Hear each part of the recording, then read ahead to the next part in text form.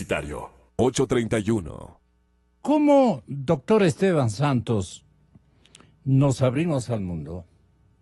Nos abrimos al mundo. Bienvenido, buenos días. Muchísimas gracias, Muchas estimado gracias, Gonzalo, y al doctor doctor Merlo, Merlo por también. su presencia. Un gusto estar aquí con usted. Creo que esa es una de las primeras preguntas del millón y tal vez son años de estudios en una universidad y mucho tiempo en un ejercicio profesional para poder intentar dar una hoja de ruta de qué debería ser un país.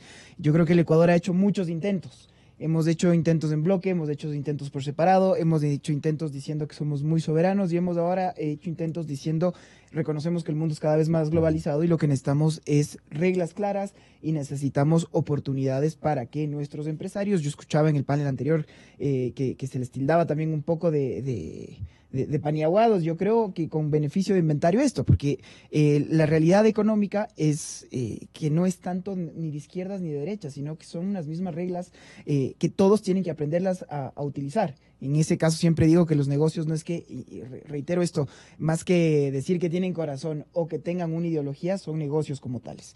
El Ecuador ha hecho unas decisiones, en mi criterio, poco acertadas y espero que se vayan corrigiendo.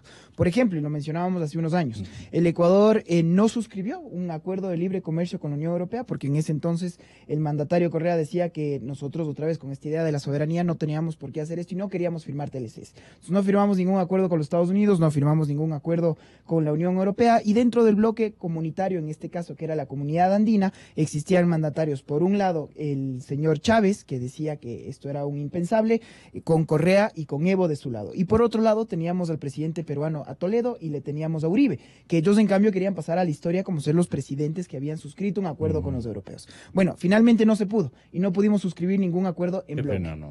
Colombia, Perú firman un acuerdo de libre comercio con la Unión Europea. 3 años después, el Ecuador lo que firma, lo que suscribe es el protocolo de adhesión al acuerdo multipartes firmado por la Unión Europea y por Colombia. ¿Y eso por qué significa? que nosotros tuvimos que pedirles permiso. Podemos ser parte de su acuerdo, de la negociación a la que ustedes llegaron 3 años después. Entonces ahí tenemos una primera respuesta que no tiene nada que ver con izquierdas o derechas. Nosotros nos quedamos sin la posibilidad de negociar. Es como que compramos un terno que nos pudo haber quedado estrecho o muy ancho en algunas otras partes, porque fue hecho a la medida de nuestros vecinos. Como bloque hubiéramos podido negociar en mejores condiciones, sin duda. Pero finalmente, luego de 3 años, suscribimos, insisto, este protocolo de adhesión. Mencionaba usted, Gonzalito, que hay un problema en el Reino Unido. Evidentemente, justo el día de hoy, la Unión Europea le acaba de dar 20 días para que arregle y decida cómo va a ser su salida. Entonces, Brexit. Volvemos a preguntarnos, el Ecuador directamente con la Unión Europea, con el Reino Unido, claramente ellos tienen en este momento su visión en otra parte, pero ¿cómo podríamos presionar o cómo podríamos tener un mejor acuerdo? ¿Como Ecuador o como comunidad andina? Justamente hablando de esta idea de tener a Colombia y el Perú de nuestro lado. ¿Qué nos convendría mejor? Pero es que clara, unilateral. Pero yo creo que como grupo podemos hacer una presión mayor. La Unión Europea puede justamente, o los Estados Unidos, es por el peso de sus economías. Pero en el tema del banano, por ejemplo. Estamos hablando justamente de los productos que tienen que ser sensibles para cada uno de los países. Si cuando hablábamos de este bloque de la Unión Europea, claramente poner de acuerdo a 27 países no es un tema fácil. Y por eso hay temas sensibles como la agricultura, como la propiedad intelectual, solución de controversias y el tema automotriz. O si usted quiere, seguimos hablando del Reino Unido, ¿qué va a pasar con el buen whisky? ¿Qué va a pasar con...? En fin, hay derivados, hay servicios también que se los puede dar. Yo creo que como economía, claramente la ecuatoriana no es un mercado todavía muy atractivo, como un espacio geopolítico tal vez, pero si es que añadimos economías como la colombiana, como la peruana y ojalá la boliviana como bloque, creo que tendríamos una mejor oportunidad. Ahora otra vez estamos viendo qué es lo que vamos a hacer. Ya no queremos ser UNASUR, dijimos. Veamos lo que fue nuestra historia. Primero en los 80s dijimos, vamos a hacer este primer intento con la LADI. Y la LADI no funcionó, después vamos a hacer la CELALCI, después de la CELALCI tampoco van a hacer el Pacto Andino que terminó devengando en la Comunidad Andina de Naciones, después nació el ALBA, después nació el Mercosur, estábamos en la UNASUR y al final tenemos toda esta multiplicidad de bloques, que no nos olvidemos que todos tienen inmunidades y privilegios diplomáticos, con cuotas políticas, con todos los sendos ingresos que esto engloba, ¿a cambio de qué? Y esa es la pregunta del millón, porque todos tienen justamente esta este norte de tratar de integrarnos como latinoamericanos, de decir que tenemos un mismo idioma, una misma frontera común, pero creo que ya es el momento de que, si bien la parte política siempre va a ser una punta de lanza para poder sentarnos a conversar, la parte técnica es la que finalmente esperamos todos que ya pueda resurgir. Hoy día estamos hablando del Prosur. Bueno, usted lo mencionaba, que ojalá sea un tema un poco más light. Yo otra vez lo digo, a ver, lo que necesitamos es un tema un poco más light, ¿verdad?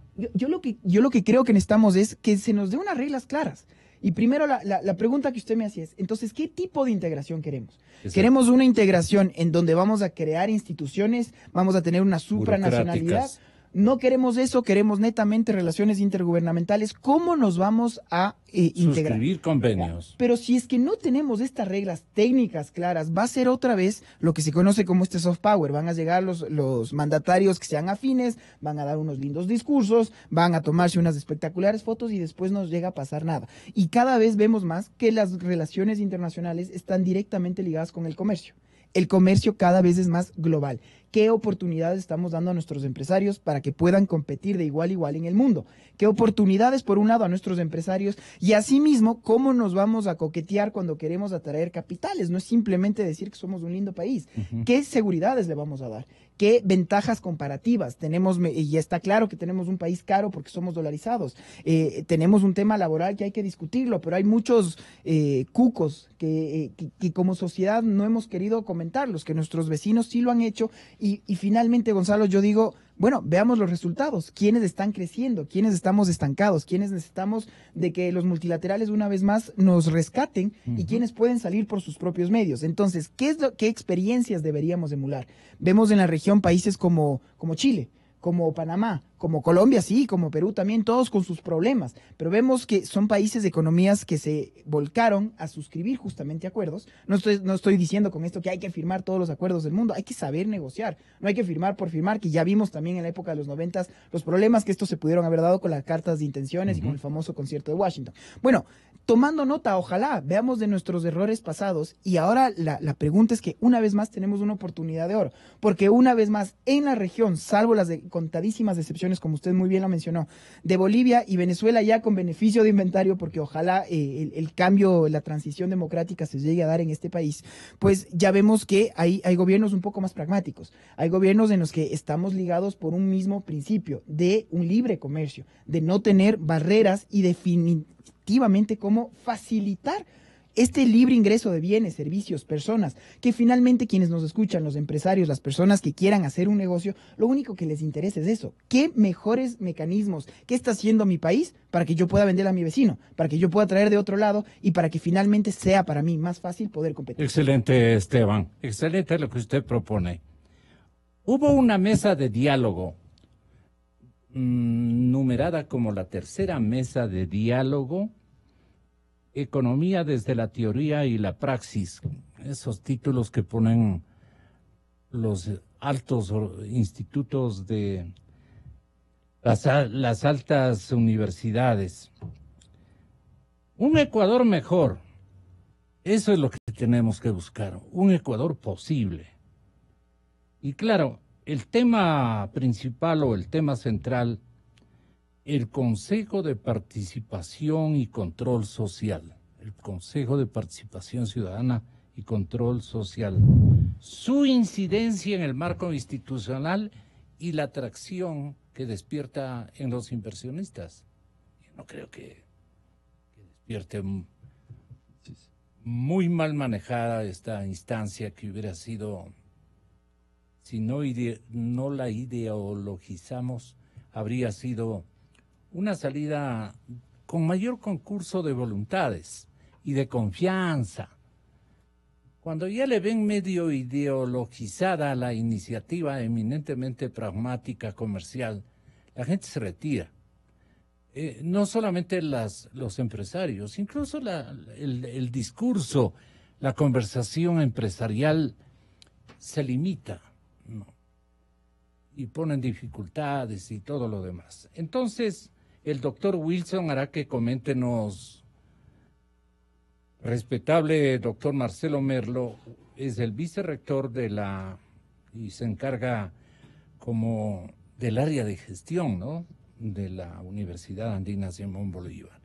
Allí se cumplió o se desarrolló una especie de seminario, o fue un evento macanudo, del cual usted pueda destacar fundamentalmente para qué fue convocado usted, doctor Marcelo Merlo, y qué estudio previo realizó un inventario adecuado y realista de las potencias que Ecuador este momento tiene para mejorar su bandera comercial hacia el mundo. Tenga la bondad. Muy buenos días, Marcelo. Gracias, Gonzalo, por invitarnos esta mañana. Precisamente el día martes participé con otros 3 invitados en un coloquio muy importante.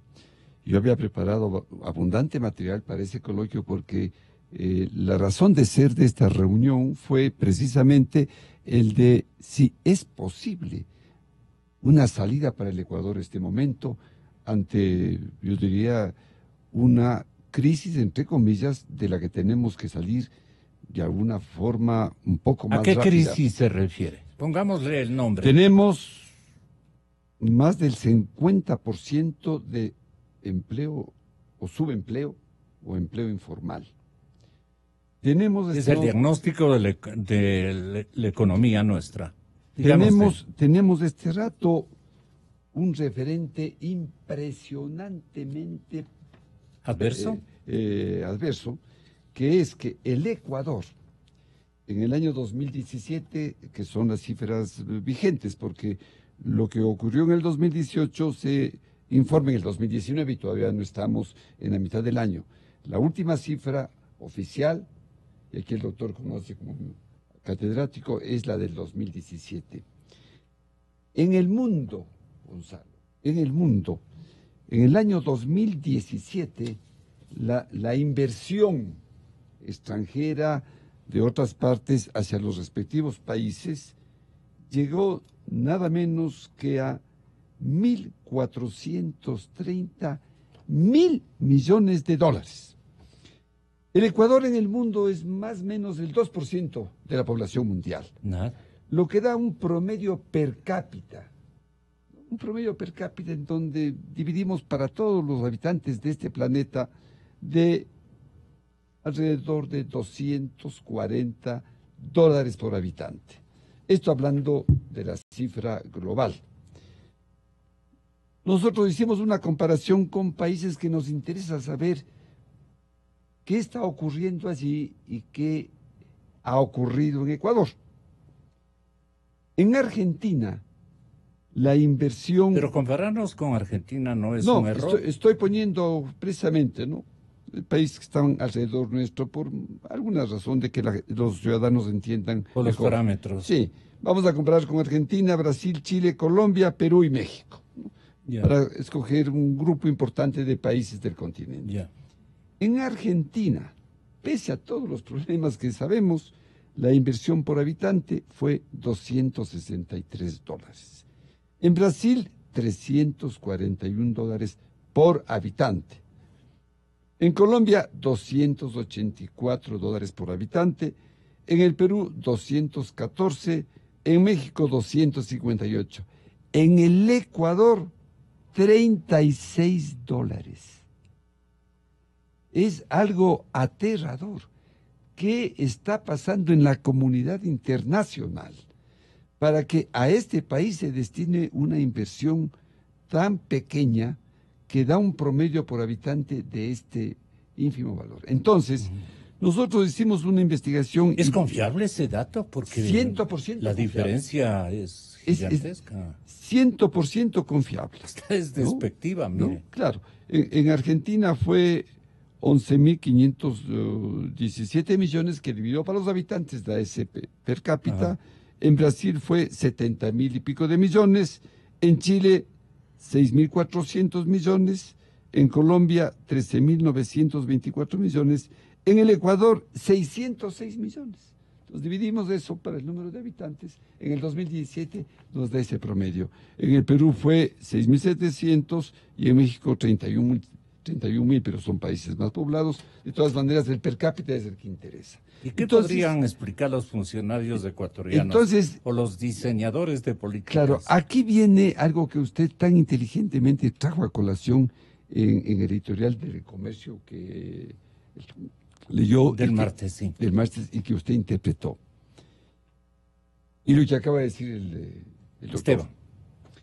El tema es que los ecuatorianos nos hemos caracterizado, qué mala suerte, por tomar decisiones equivocadas a lo largo de los últimos 40 o 50 años. Porque no es cuestión solamente lo que ha ocurrido este rato, ¿no? Sino lo más grave es lo que ha ocurrido en la década de Correa. Pero también hubieron decisiones equivocadas. ¿Qué pasó en la década de Correa? En la década de Correa, pues, ¿Qué abandonamos? Sobreestimamos. Haber diseñado una política de denunciar los tratados bilaterales de inversión. Es decir, los inversionistas extranjeros de los respectivos países con los cuales teníamos convenios bilaterales de estaban inversión, muy avanzados. En donde había garantías para las inversiones de sí. esos países. La consigna fue denunciar todos esos tratados, esos convenios. ¿Y los despechó, dice usted? Desde luego, produjo un efecto. Pero la historia también se remonta a las equivocaciones que cometimos, por ejemplo, Gonzalo. Yo trabajaba en la Junta de Planificación. O sea, una equivocación electoral tiene tanto peso que incide hasta después de 10 años, ¿no? O más. Porque nadie nos cree, los jóvenes, es decir, todo le acusan al Correa. Y es la verdad. Lo más grave, Correa nos complicó la vida. Lo más grave ya dirá Esteban su parte también. Lo más grave es lo último, ¿no? Pero, por ejemplo, cuando hablamos de la inversión extranjera, la famosa decisión 24 del Acuerdo de Cartagena, firmado hace 50 años, en 1968, ¿no? Entonces, aquí viene el tema. El Ecuador, siguiendo pues una corriente muy formal, y cuidado caigamos en ese error ahora, cuidado. El Ecuador cumplió, pero con una religiosidad, la decisión 24. Los colombianos inteligentemente dijeron, es que esta decisión 24, régimen común de tratamiento de los capitales extranjeros, sí. Recordará Gonzalo. Colombia usó a la Corte Constitucional colombiana para decir que eso es inconstitucional y ganó casi 3 años de tiempo metiendo toda la inversión extranjera, porque esta decisión 24 prohibía la inversión extranjera en una cantidad de actividades, ¿no? Comerciales, industriales, etcétera, y obligaba a que las empresas extranjeras ya no podían ser extranjeras, sino tenían que ser mixtas. Había que vender las acciones. El ejemplo es válido. De tal manera que...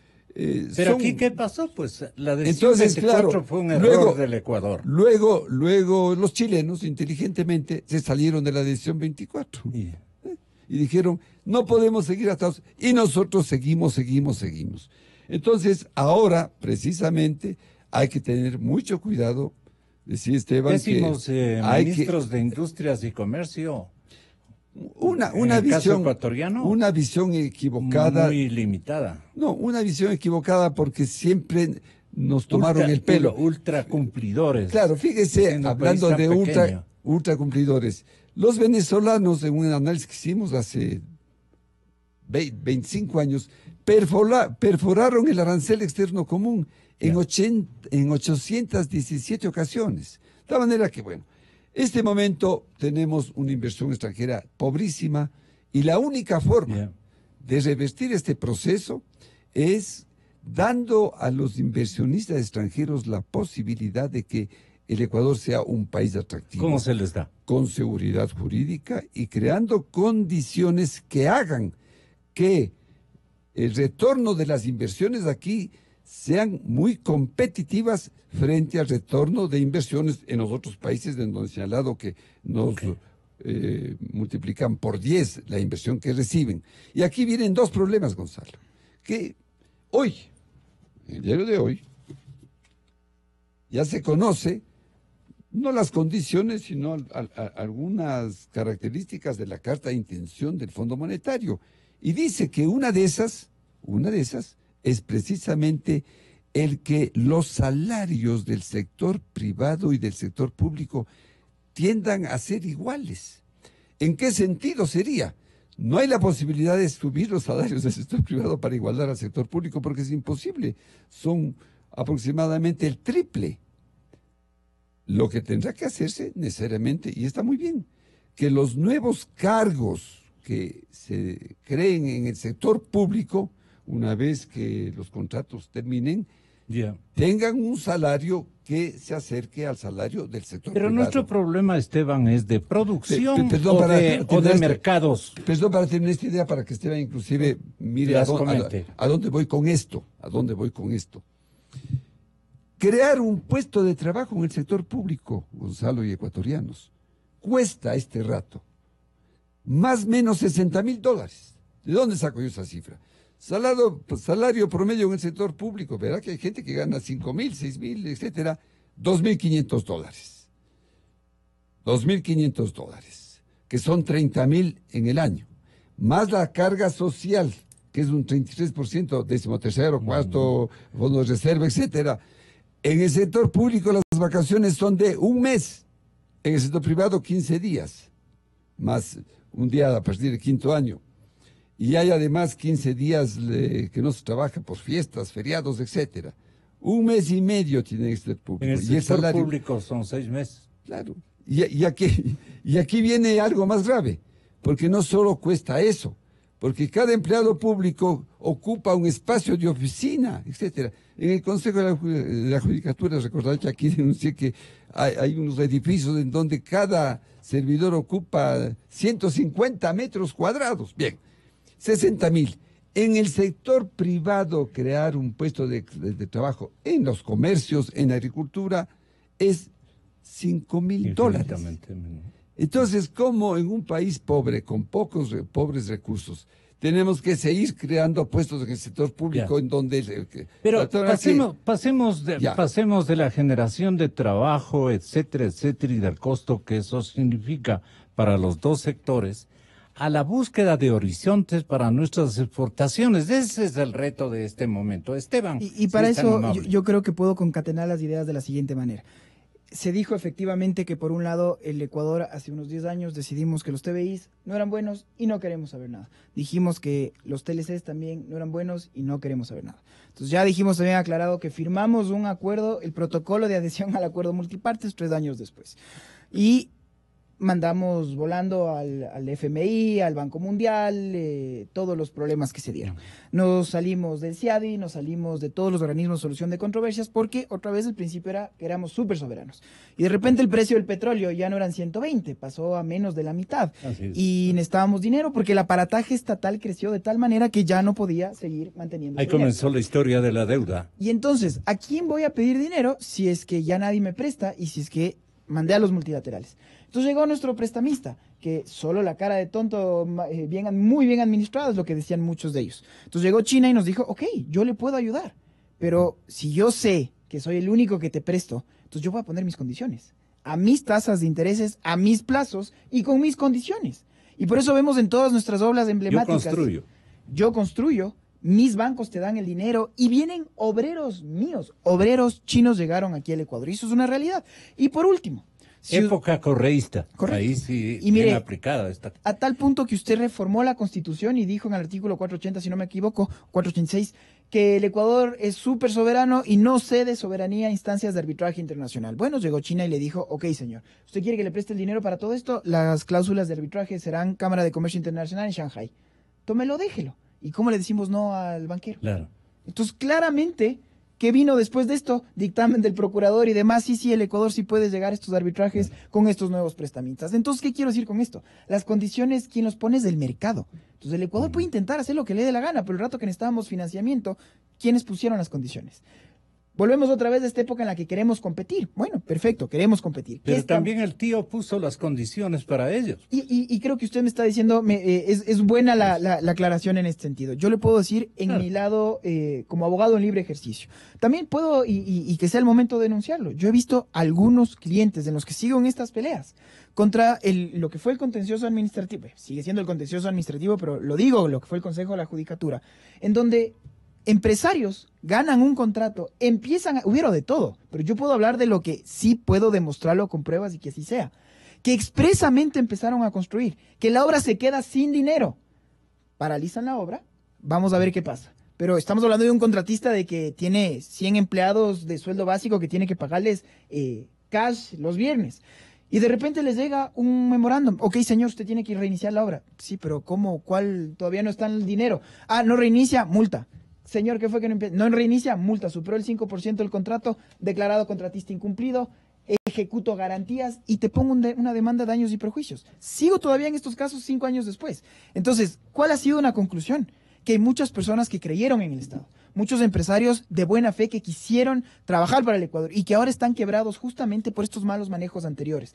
¿Qué es lo que queremos todos entonces? Por un lado, que esta seguridad jurídica que no sea algo de labios para afuera. Y por eso sí, yo soy un convencido que mientras más fácil sean las normas de la solución de controversias internacionales, va a ser mucho más fácil. Porque si el día de mañana queremos que venga un inversionista europeo, ¿qué es lo que va a pasar? Y termino entonces con esto. Si viene un inversionista de afuera, llámele de los Estados Unidos, de Inglaterra, o de Europa, o de China, el señor tiene que aprender a hablar español y tiene que saber de derecho ecuatoriano. Bueno, o ¿cómo vamos a hacer para que sean un poco las normas más neutrales entre todos? Entonces, esto es lo que espero que salga de esta reunión que está haciendo en este momento el primer mandatario. ¿Qué reglas claras nos está dando, señores? ¿Qué horizonte real, no politizado? Y que finalmente podemos estar en estos micrófonos, ojalá hablando de temas concretos, técnicos, que nos beneficien a todos quienes nos escuchen y que lo único que queremos es poder así salir de esta recesión y empezar en un crecimiento. También de las dificultades que la organicidad interna nuestra, burocrática, a la que se van a referir en el próximo programa los economistas Albornoz y Oleas, cuando aluden los trámites infinitos como tema de su programa, clarito está, ya mismito. Pero, doctor, ¿qué podríamos hacer este momento? ¿Cómo nos exhibimos ante los inversionistas y ante los compradores internacionales? La pregunta tiene una sola respuesta, Gonzalo. El Ecuador tiene que dar una señal, primero, de seguridad jurídica, ¿no? El programa Clarito se ha especializado siempre en hablar de qué se van cambiando tantas veces los tributos, los impuestos, etcétera. Seguridad jurídica para decir, bueno, basta ya de ir cambiando cada mes las reglas de juego. Primera cosa. Segunda cosa, el hecho de que confiemos en una justicia totalmente independiente, sin que haya consignas, como bien señalaba usted, para afectar a los empresarios en tal o cual sentido. Y tercero, este momento, una decisión mucho más rápida para acabar con la corrupción. Porque un inversionista, inclusive ecuatoriano, se dice que hay 40.000 millones de dólares de ecuatorianos afuera. No van a retornar el dinero aquí mientras sepan que hay corrupción, que se siguen robando la plata. Se siguen robando la plata todo el tiempo, con sobreprecios, etcétera, etcétera. ¿Qué espera Lenín Moreno? ¿Pero qué espera? Para mandar un proyecto a la Asamblea en la que se reponga la obligatoriedad de que exista el dictamen previo de la Contraloría, que no toma sino 15 días antes de hacer los contratos. Porque la Contraloría revisa si es que esos precios referenciales son los adecuados o están sobreestimados. ¿Y usted cree que Pablo Celi le ha hecho conocer al señor presidente Moreno cuáles serían los lineamientos de una disposición de estas características? Yo estuve presente en la Presidencia de la República con Pablo Celi en una reunión muy corta, porque estuvimos apenas 6 funcionarios, estuvo el procurador actual, y se le dijo al presidente Moreno precisamente eso. Y lo dijo el propio procurador, ¿no? Recuperemos esto que perversamente eliminó Correa por un problema personal frente a la Contraloría. Él dijo, no, a mí me tocó estar allí concurriendo todos los días, ahí está el auditor fulano de tal, que es el que me quiso responsabilizar porque él fue empleado público. Sí. Y por eso, de aquí en adelante, no puede haber dictamen de estos señores. Y Celis... ¿A qué se dedicaba esa entidad que fue a servir Correa en la Avenida Orellana? ¿Perdón? Esa entidad donde trabajó Correa. Sí, trabajó de Guambrito. En un programa que tenía que ver con un programa del BID. ¿No? Exactamente. Sí. Ahí y le hicieron una glosa y entonces tuvo que ir a aclarar. Y el día de la Sí, sesión, quedó resentido con en la Contraloría. sesión solemne del 2008, que yo estuve presente como ex contralor, Correa toma la palabra y le alcanza a divisar a un auditor que estaba así en la segunda fila, un funcionario de Contraloría, y dice, ahí está el señor Fernando tal, por culpa suya, yo tuve que ir a la Contraloría, como diciendo, yo soy el Dios, ¿cómo puedo ir a rendir Claro, cuentas? sí, gente. Así es que voy a pedir eso. Y claro, Polis, si soy loco, pues no defendió esa posición. Y la Procuraduría también dejó de emitir dictamen. Se le dijo al presidente Moreno, ¿qué espera? Segunda cosa, hay una demanda de testaferros que hizo hace poco, de 7 testaferros, ¿verdad? ¿Qué espera el presidente Moreno? Porque no son 7 los testaferros, por favor, no, eso es una muestra mínima. En el país los testaferros, Gonzalo y Esteban, deben ser miles. ¿Qué espera el gobierno para ordenar? Faltan 2 meses. Hay que rendir en el mes de mayo de todos los años la declaración patrimonial. No tiene efecto tributario, Claro. ¿no? ¿Qué espera para que esa declaración patrimonial no sea de $416,000, sino de 100,000?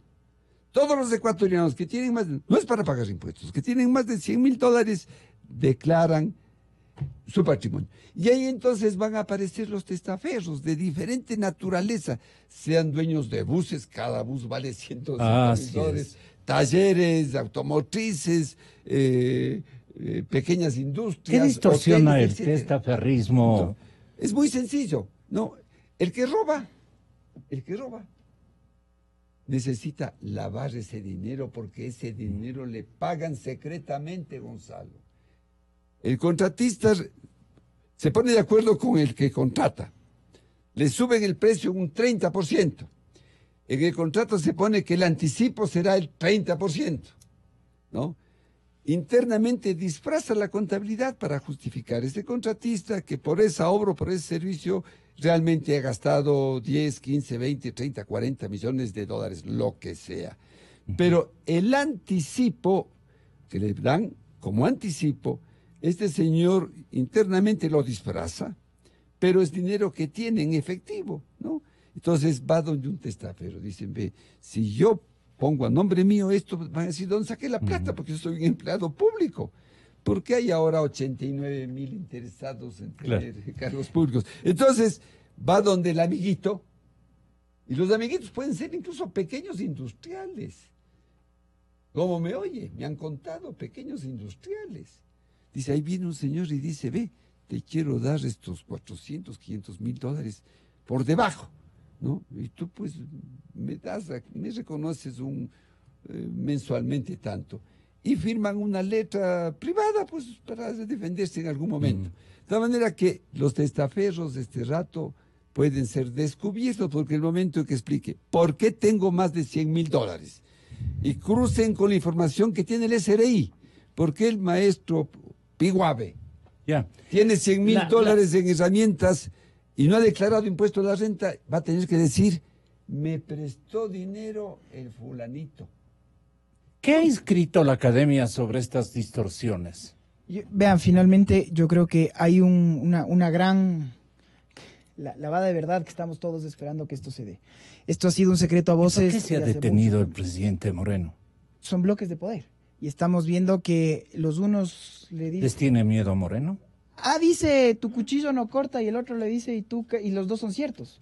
O sea, seguimos viendo entre grupos de poder que todos sacan las verdades y nos damos cuenta que todos tenían la razón también. Yo creo que los ecuatorianos, y este es parte del problema de lo que va a pasar este domingo, hay un desapego hacia la clase política muy importante.